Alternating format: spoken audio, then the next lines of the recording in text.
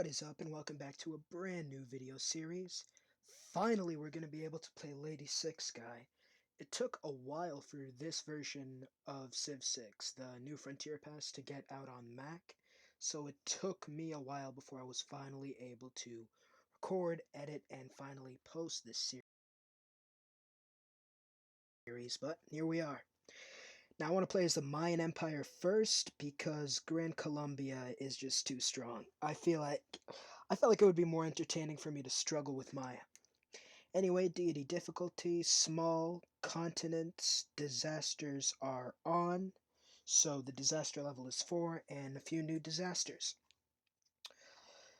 This is a really good starting place, actually. We got deers, we got marshes, we got lots of forest to chop down, which is absolutely beautiful, and yes, I do see that sweet 5-tile sugar to the northwest. And I'm trying to figure out where the best place for an observatory would be. So far, I'm thinking right beside the sugar. I think that's sugar, I have no idea. Anyway, we're going mining first to chop down all these forests, and then we want to get quick irrigation and writing. Oh. Really the thing you want to do with the Mayans, you need early builders for sure. I feel like they have one of the worst early games of any Civ, solely because they have absolutely no housing from rivers. Like it's honestly a terrible thing to start off with, but in the long run you get more housing because every farm provides like 1.5 housing, I think. It's either that or 2, but it's a lot of housing. It's like 4 or 5 farms, you can easily get 20 population cities later in the game, which ended up happening to a couple of my cities actually. Anyway, obviously the best way to win a game as the Maya is to just, and that is a really nice campus location beside 2 irrigation resources. But again, the best way to win as the Maya is through science because they have so many bonuses to science. Now I feel like Firaxis did a good job with the Maya because it is hard to create a balanced science civ because science is like the basis of almost anything you do. Money, military units, heck, even, well, not culture, but religion. You need good science to get astrology early on and to get some of those religious wonders. But I feel like they did it right with the Mayans. The observatory is good, but I feel like it's kind of like campus. You know what I mean? Like, it ends up giving as much science as a campus. Because you'll usually only have 1, maybe 2 luxury. It's usually only going to be 1 luxury surrounded by like 4 farm tiles. So that's like what? 4 science total? And that's if you develop farms like everywhere. You're going to need mines, you're going to need to chop some stuff down. But anyway, looking around, we find the Inca, finally another Civ, and they are extremely near us. I do not want to go for an early war because that would stop any builder and settler production we have. Plus, I don't think I could take the Inca out this early on. They're going to be near a lot of mountains, and dealing with mountains when taking out civs is hard enough when I'm going for a domination victory. Anyway, I'm just running around trying to find good campus locations, good city locations. Remember, we want all cities to be within 6 tiles of the capital because they get a plus 10% boost to all their yields. And if it's farther than 6 tiles away, it's minus 15%, so that's pretty bad.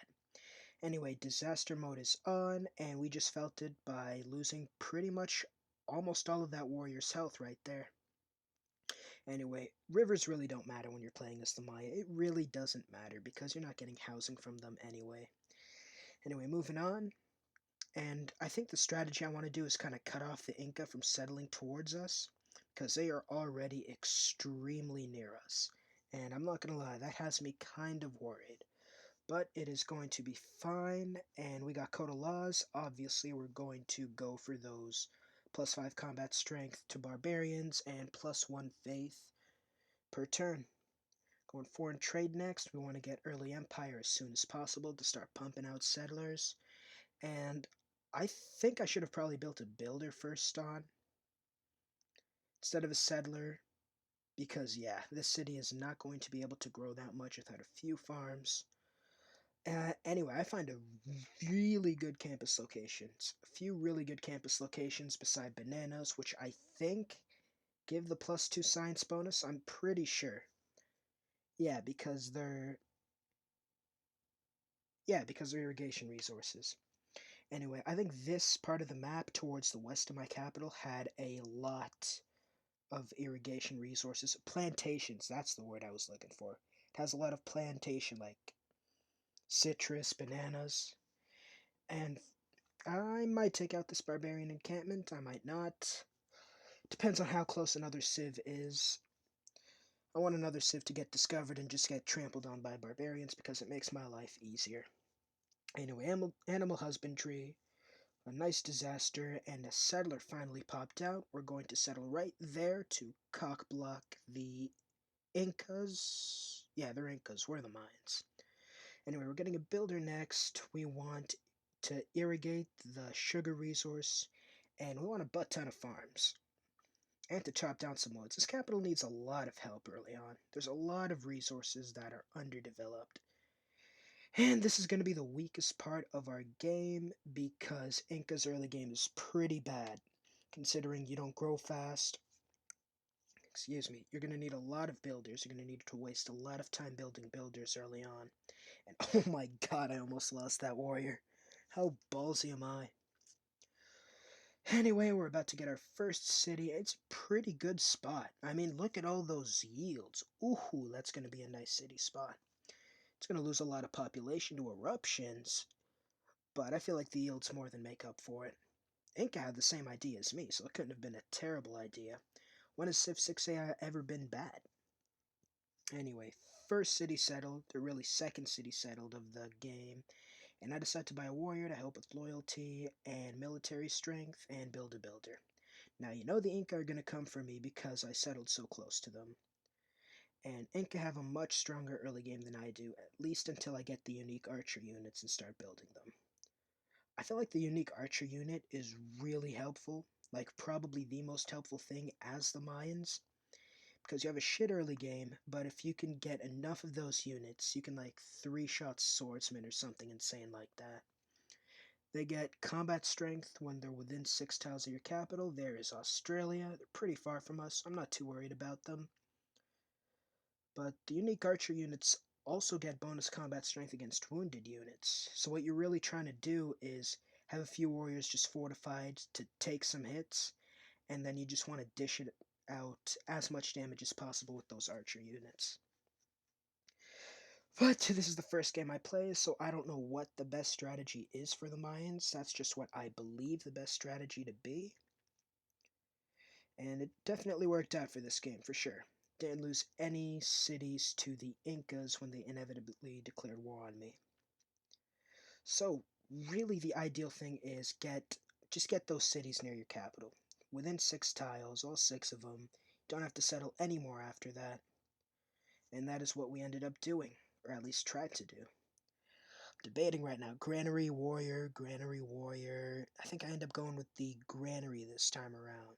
No, Warrior, okay. It was a long time ago, I don't remember this game. It took me a while to actually edit it and put it on.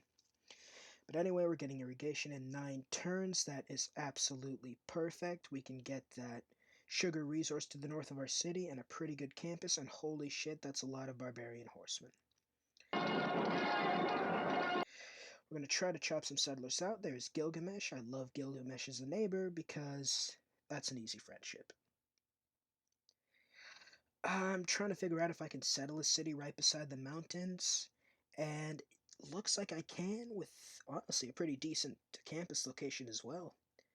You always want to settle within 2 luxury resources that are like irrigationable, plantationable, I guess.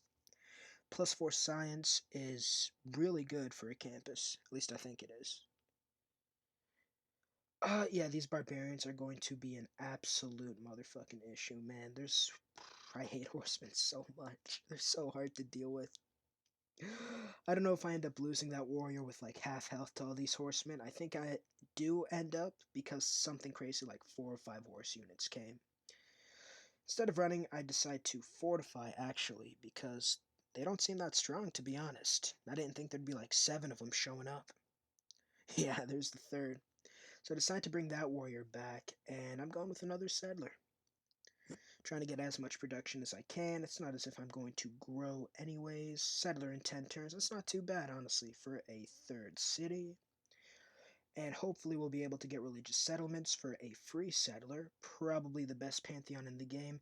And yeah, instead of fortifying, I definitely should have tried backing out. But I don't think that would have helped either way, because as you can see, there is a ranged horse unit and another horseman to the east. So if I ran, I might have been able to live, but I probably would have just ended up dying to them. Anyway, this game, it's looking hard, honestly. There's lots of barbarians. I'm kind of surrounded by the Inca and the Sumerians. They're pretty close to my capital. If they just settle a few cities to cockblock me, there's nothing I can do. It's probably looking like a restart. Anyway, science is not looking too bad so far. Going for a science victory, you want to watch out for the science tab and how many science are everybody else has. Anyway, finally, Wakabnal, I can't pronounce, but our capital is starting to get some nice early farms going, and that is going to help immensely in growing our capital. But right now, we just have to deal with these barbarians. I ended up bringing a warrior home. I want to leave that other warrior in Kopan just in case Inca tries something. They got a lot of units, and leaving that city undefended is just a waste of resources that I don't need at this point. I think that's... Well, I finally killed a barbarian unit, but I think that's the 5th or 6th barbarian unit so far. Scout ended up coming over there, so I ended up just moving my warrior up there and building a slinger in this city. So even if we do... A warrior, sorry. So even if we do get declared war on, we should be decently defended. I mean, it's not hard to defend this pass. There's only like 2 tiles units can move through, and lots of hills.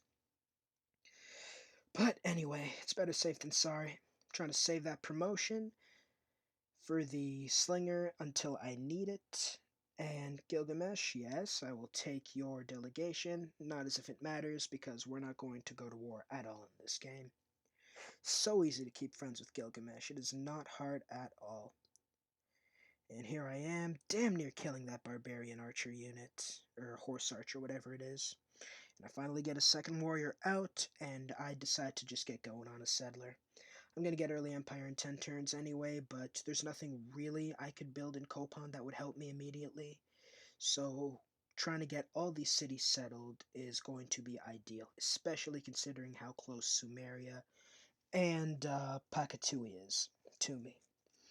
So finally I can start growing our capital to a decent population, getting another builder out for even more farms. I decide to upgrade the slinger because I'm entering into barbarian horseman territory. Now, Australia, they're too far away to really be much of a problem to me. I mean, they could still declare war on me and send units, but it's unlikely. And we caught this scout lacking, taking him out so he can't reveal his secrets to our encampment.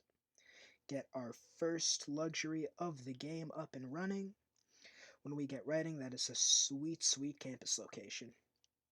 So I decided to settle my third city to the northeast of my capital, north of Kopan, so we pretty much lock Pakatui out of settling near us. Pretty much forcing him into, I don't know what it's called, I just can't speak right now.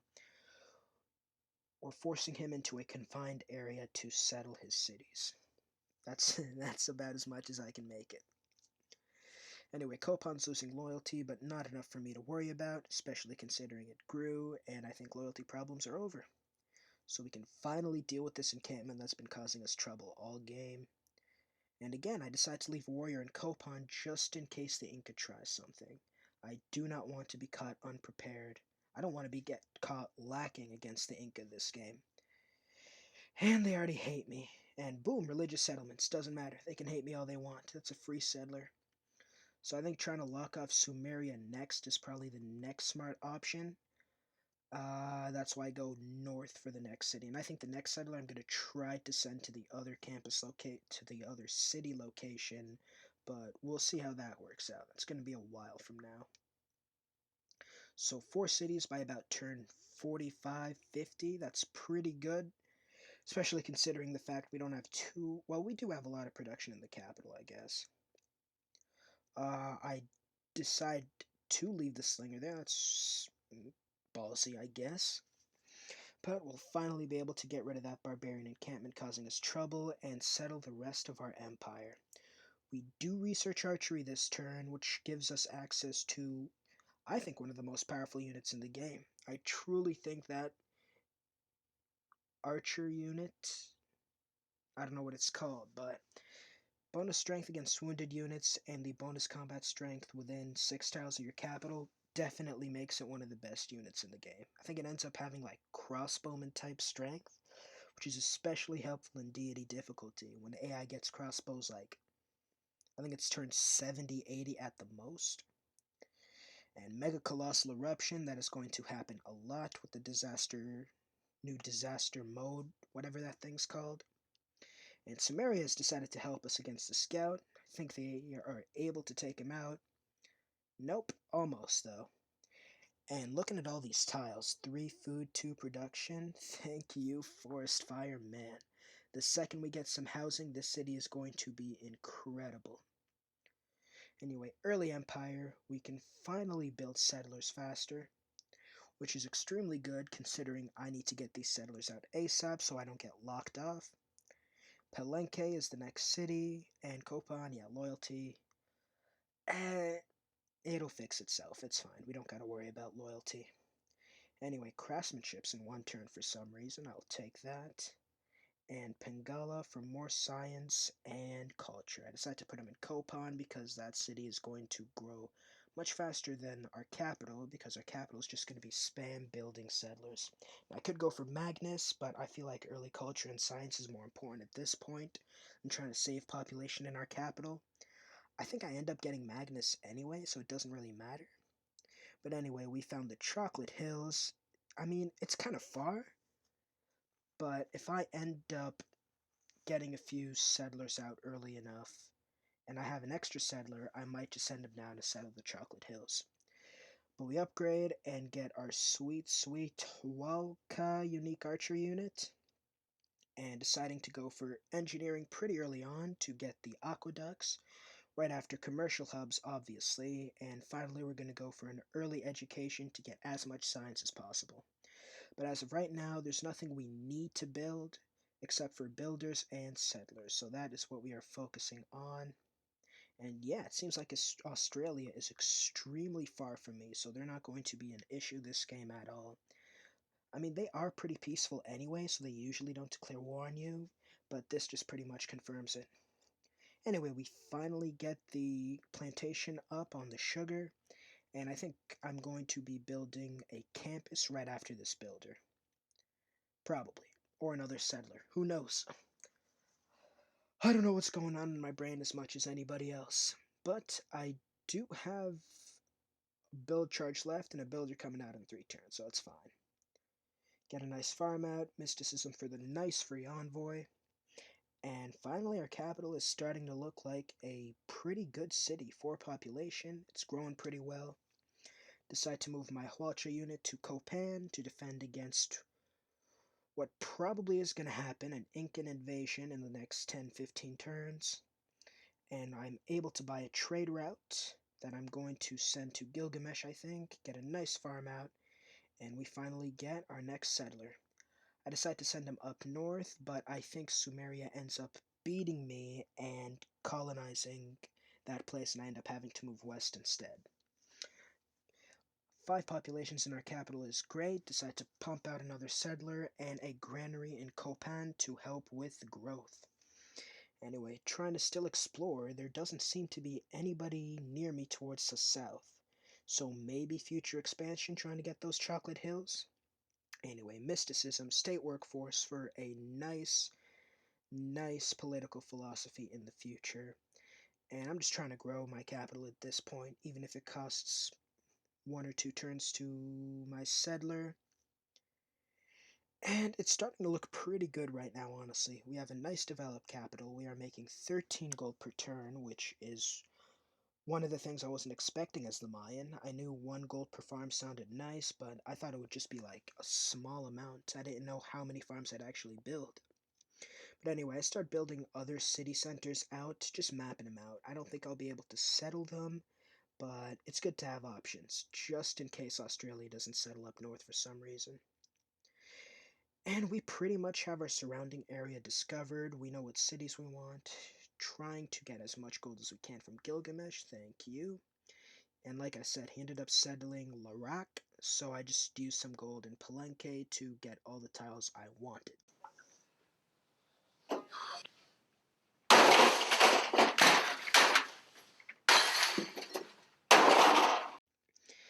And like I said, that settler will not be able to settle that location, so we end up setting him west to settle the rest of our planned out empire.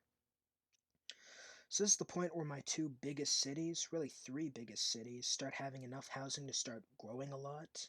And once you get housing with the Mayans, they end up growing a lot. Like, I think I ended up with, like, all my cities were 10 population by the end of the game. Most of them were, like, 17, 18. And I think I had a few 20 population cities. My bad. So we end up trading excess sugar to the Inca in hopes that they don't declare war on us. I hope. Because I'm not too sure I'll be able to defend Copan. You know, they have 300 units. I'm just kidding. It doesn't matter how many units they have. They are not getting past that mountain pass, especially with my 2 or 3 ranged units I'm going to end up having. So I get Valletta. I put an envoy in them to help unit training, which includes settlers if you didn't know that. And yeah, I'm starting to build campuses in Koba and Copan. We're starting to get that science up there. We have 20 science right now, which is absolutely incredible early on. It might not seem like a lot, and it isn't, but having 20 science by turn 63 isn't too bad. And it looks like this is the end of the video. Don't forget to like and subscribe for future content, and I will see you in the next video.